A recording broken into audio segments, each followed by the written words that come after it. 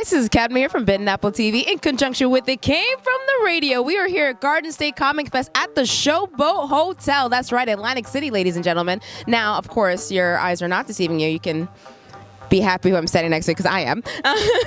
Miltos, I wanted to thank you so much for doing the interview with me.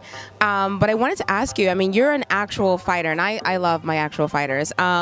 How long have you been doing this? And then what really kind of like inspired you to go into sword fighting? I think it's a good question, and I don't know how easy it is to answer because it's like something that you can do sports fencing, you can do martial arts, but what I've noticed over maybe the last 10 years is how many places there are, growing up, which are kind of sword classes. I know a guy in Texas, in Houston, who is someone I've worked with a lot, and he runs his school, and it's incredibly subscribed, and it's something that I've noticed is getting more and more popular. For me, I came at it from a dancer's point of view. So I used to love learning choreography. And when it came to fighting, or let's say stage combat, it was the easiest thing to kind of cross over to, because learning choreography, whether it's dance moves or fight moves, seemed to be something I had a natural aptitude for. And because I did, I pursued it and I really loved it. I mean, of course, when I was a child, I used to watch one of the first movies my dad ever took me to was Bruce Lee movies. So that was probably where it started. And since then, and then of course getting the opportunity to do it where you get to train with amazing people like William Hobbs, who's a legendary sword choreographer. He was my mentor, and so that, in addition to finding a way to do something at conventions which is a little bit different, where sitting behind a desk all day isn't as interesting as having one-to-one or having a group of people you can spend an hour and a half with, sharing, my experiences and hopefully inspiring other people to kind of pursue things like that. It was something that I've kind of really relished, and now I actively cater my class to whoever it is. I've taught blind people to sword fight. I've taught people in wheelchairs.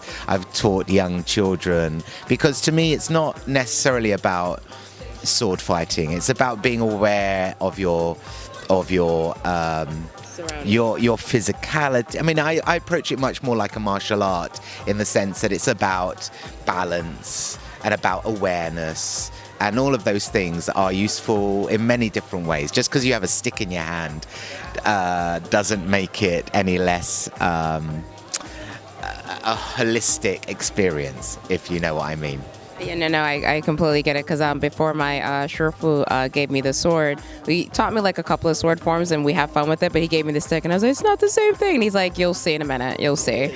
Yeah, exactly. Now, I have a dancer's background as well, and I'm just curious, like when it came to, like when I made the transition doing a lot more Kung Fu, I had issues with like the foot movement, because I'd always want to like twirl my foot as a reflex. What was something that you found that seemed to be your little quirk that you were struggling to get over, going from dance moving into this kind of choreography? I think it's the thing of being when you think about kind of dance styles, jazz, and not necessarily jazz, but let's say ballet, that is very strict. It's all about technique, and it's all about a very precise way of holding your body. Modern dance is all about release, isn't it? It's all about release. And so if that's the thing that's modern dance is the thing that I did a lot of. And so release is good, but not so good when you've got a sword in your hand. What you need is kind of almost like to be like locked into the floor, like you're connected to the floor, so you're not always elevating yourself. There are times when you really have to kind of like sink into the ground and be strong. And I always have this analogy of it, like the tree, and the fact that you can't be knocked over, because the thing is that when it comes to sword play, it always needs not only great precision, but it needs to be locked into the ground. So that idea of elevation isn't as good as being grounded. and that was hard for me. So that thing of kind of keeping your both feet on the ground, yeah, that's tough. But but it's also about it's the discipline of being aware of what your body is doing. And most of our times we walk around, we're barely conscious of our posture, let alone whether we're putting one foot in front of the other. So when it comes to fighting, that is the most important thing, is that you have to feel connected with the floor. Because if you don't, then you're just going to fall over. And if you fall over, someone's going to stab you very easily. Yes, my seafood makes sure he comes by to make sure that we're all rooted. And I hate whenever he does that, because he always taps on our legs and we go down and he's like, oh, dead. And I'm like, oh, why? I also want to let you know I had an incredible time in the class. I won't lie, I was a little tense, not just because I was also nerding out, but also because you carry the presence that my Shurfu has. So my reflex was like, oh God, the teacher's coming over. Like, am I doing this correctly? Like, let me make sure I'm in the proper stance. The class is absolutely wonderful. I am going to cut us to a segue later so you guys can see it. But when it comes to teaching, because my teacher always tells me he wants me to like start kind of maybe teaching a couple of Kung Fu classes at the school, but to me, like, teaching is like very difficult and I just don't know how to process it. So like, when you're teaching classes, what do you find to be like, I guess your style and your way, as well as obstacles that you have to overcome as a teacher? Because that is not easy. No, I don't want to say that, teaching is one of those things that is tricky, because half of me goes, well, I don't run a dojo, I'm not I'm not a sensei or any of that kind of thing. I am someone who's gained experience in something very specific, and for me, it's about sharing that with someone. And if I can do that in a way that is inclusive, and the reason why if anyone says to me, oh, I don't know if I can do it because I'm in a wheelchair or I'm limited in my movement, I always encourage people like that to do it, because I think it's easy to always say, you have to be like this to be able to do this. And I'm a big believer that we all have our limitations, and everything that we can do or we can't do, we have to use and embrace, and ultimately doesn't mean that we are handicapped when it comes to doing something we think we can't do. So I'm a big believer that if you try it, you might find, and of course my teaching means that, or my approach to teaching means that I will find a way to help someone do something they think they can't do. And that isn't always easy, and I'm not saying that everyone can do it perfectly, but someone who has the opportunity and is able to be encouraged to do something like that can surprise themselves and surprise me too, because I do it in a sense of openness. It's not like I go, listen, blind people are brilliant at sword fighting. I mean, they could be. There's no doubt about it. They could be. You use your senses in a completely different way. In my character in Game of Thrones, he's always talking about, don't let your eyes deceive you, or don't let your ears deceive you. Don't expect something to happen. Just be open to it. Be in the moment.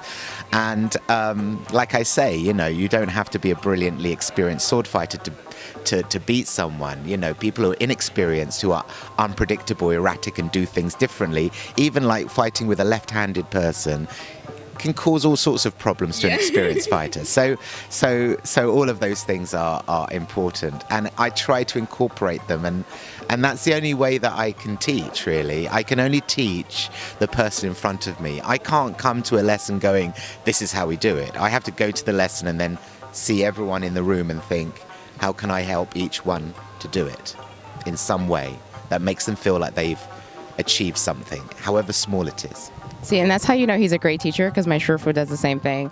Because I've been to different schools, and when they try to force you to do it a certain way and you're stuck in that regimen, it does make it very uncomfortable. So that's definitely one of the reasons why I loved your class. And he's not kidding. He did actually mention that yesterday, that it actually doesn't matter about your experience. You can actually have the upper hand if the other person is too like, okay, I'm going to time this, they're going to punch, and I'm going to do this. You can mess yourself up real quick for that. I have a side story to tell you about that afterwards. You can't second guess yourself. That's the thing. Because if you do, then you'll not be aware of what's really going on.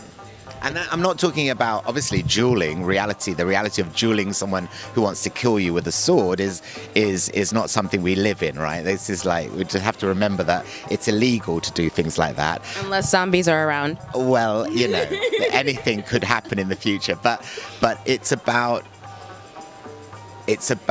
your attitude to every obstacle that you come across in life. Now, one of the other things is that, of course, obviously for those who love, Game of Thrones, because winter is coming, at least still for me. What was that like, kind of just using your own personal training experiences as an actor? Because often, like, as a fighter myself, I can kind of pick out, like, who's actually trained and who's just kind of just did a couple of moves for that segment. What was that like for you? And by the way, I cried when you were gone. I cried. I was so upset. I was just like, why? I was in tears. I really was. I cried too because it meant that I was unemployed.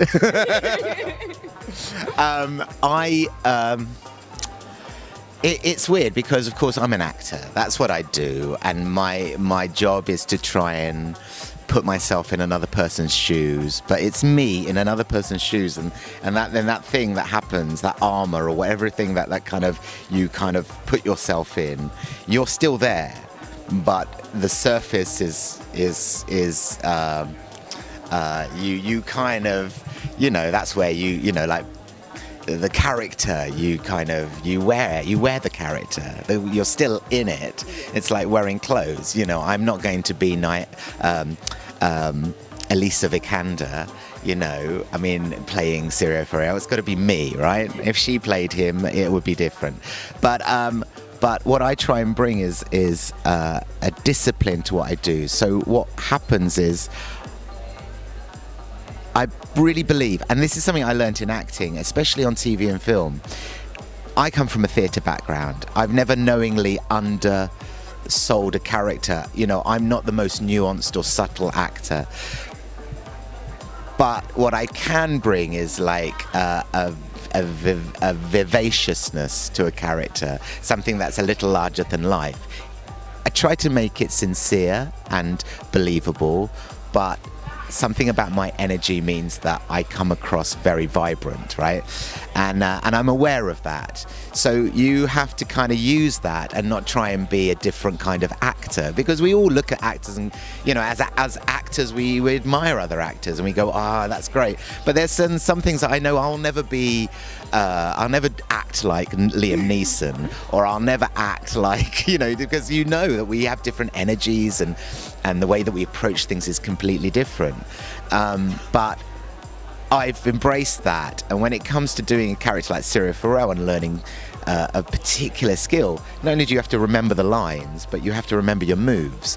And those two things, like one thing is hard enough, doing two things at the same time, it's like this, right? Right. And that just takes courage, because of course it's terrifying, I remember going to do my first scene, and the first scene that I was going to do with Maisie was the first lesson, and it's 3.5 minutes of me doing a class with her.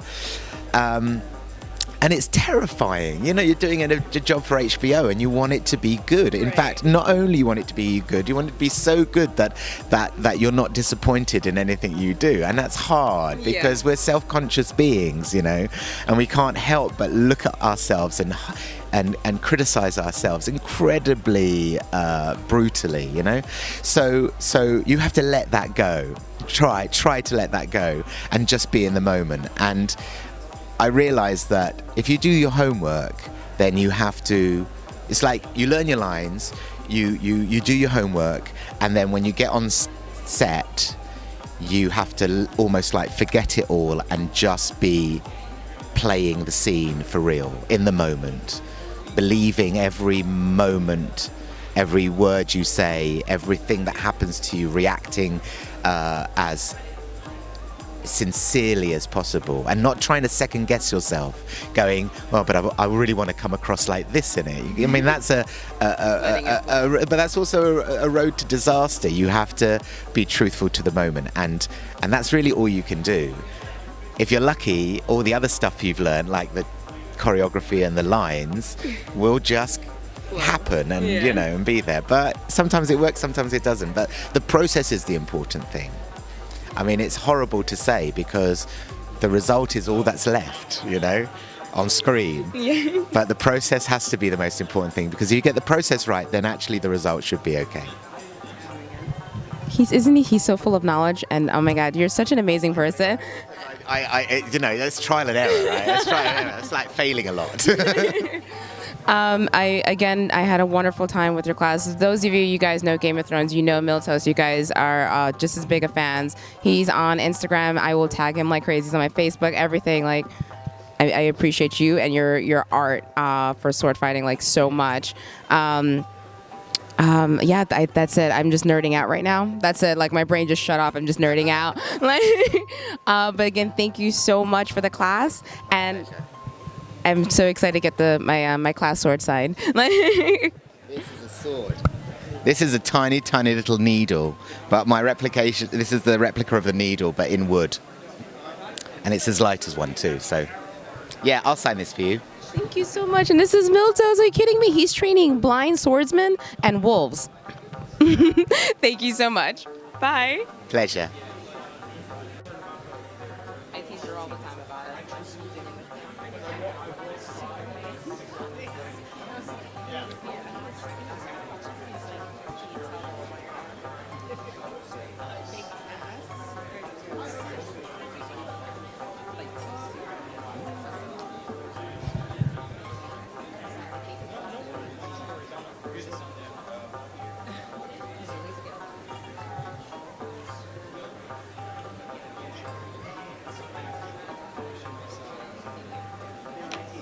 There you go.